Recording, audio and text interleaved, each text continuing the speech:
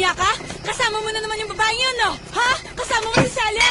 Hayop ka! Sandali. Hayop ka! Papaliwanag muna ako. At anong papaliwanag mo, ha?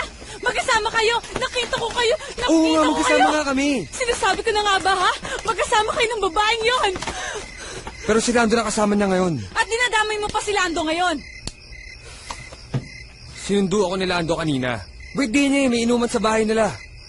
Hindi na kita ginising dahil alam ko naman na pagod ka. Si Celia, ayun, nag-e-enjoy pa.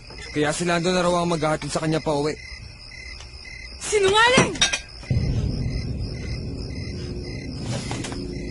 Alam kong may namamagitan sa inyo ni Celia. Tama.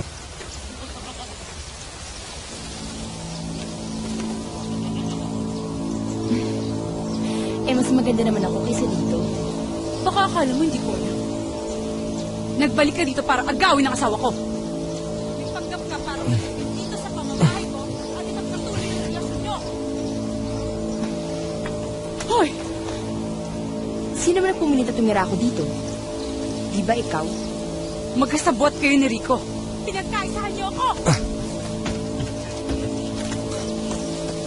Tess! Ano nangyayari dyan? Walang iya ka! Hayop! Niloko niyo ako! Niloko niyo ako! May relasyon kayo na malanding babaeng yan! Aminin mo na! Aminin mo! Tess, ano ba? Mahal kita! Asawa kita! Hindi kita pagtataksilan. Ano ka ba? Naiintindihan mo ba ako? Ha?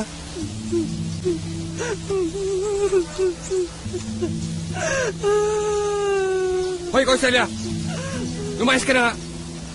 Sinisira mo tong relasyon namin eh. Lumayas ka na bago ka masaktan.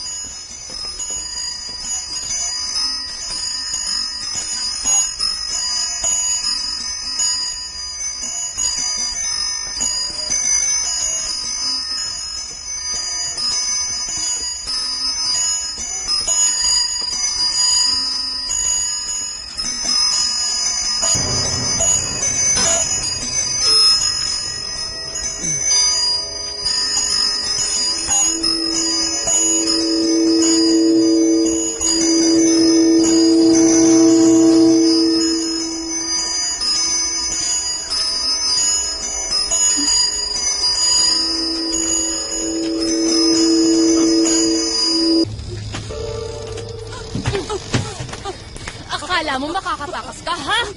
Pakawala mo ako! Rico! Rico, tulungan mo ako! Alam mo, tama nga sinasabi ni Rico eh, na napakatanga mong babae. Ang dali mong ululin, ang dali mong lokohin. Alam mo, pinagtatawanan ka nga niya eh. Hindi niya raw alam kung ano raw nakita niya sa'yo. Nagsisisi nga daw siya kung bakit siya nagpapikot sa'yo. Nagsisinungaling ka! Hindi to lahat ng mga sinasabi mo! Ganon? Gusto mo tawagin ko si Rico, ha? Sa tingin mo, sino kayang pipiliin sa ating dalawa, ha?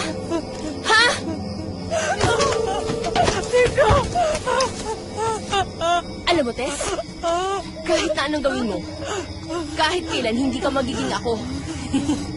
Di ba yun lang naman ang pangarap mo, di ba, Tess? Ang maging ako, di ba, Tess? Alam mo, Tess, naaawa nga ako sa katulad mo eh. Paano ka nalang mabubuhay sa mundong to, ha? Paano paliligayan ang asawa para hindi kanya palitan? Ha? Ha? Bakit mo pa ginagawa to? Bakit mo ginagawa ang buhay namin mag-asawa? Ang gumugulo, Tess? Di ba ikaw ang gumawa ng gulo, Tess? Dahil walang nangyayari sa buhay mo dito. Dahil nakakulong ka dito. Kaya mo nga ako pinapasok sa banyo, di ba? Para magkaroon ng gulo. Kaya mo ako pinapain sa asawa mo, di ba, Tess? Di ba? Ito ang lahat na sinasabi mo! Baliw ka! Ikaw, baliw! Baliw ka! Ikaw, Tess. Baliw ka. Ikaw ang baliw! Tandaan mo, Lopez. Ikaw ang baliw. Baliw ka.